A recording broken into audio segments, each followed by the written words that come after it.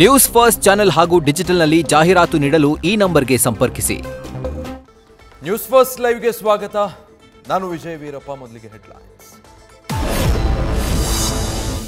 ಅನನ್ಯ Bhat missing case ದಾಖಲೆ ಪತ್ರಗಳನ್ನು ಒದಗಿಸಲು ಸುಜಾತಾ ಭಟ್ ವಿಫಲ.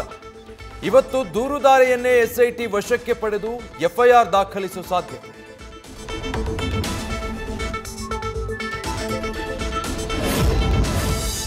ಚಿನ್ನಯ್ಯ ವಿರುದ್ಧ ದೂರು ಸಲ್ಲಿಸಿದ ಸೌಜನ್ಯ ತಾಯಿ.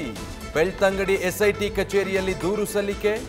ಅರ್ಜಿಯನ್ನ ಪರಿಶೀಲಿಸುತ್ತೇವೆ ಎಂದು ಹಿಂಬರಹ ಕೊಟ್ಟು ಕಳುಹಿಸಿದ ಎಸ್ಐಟಿ.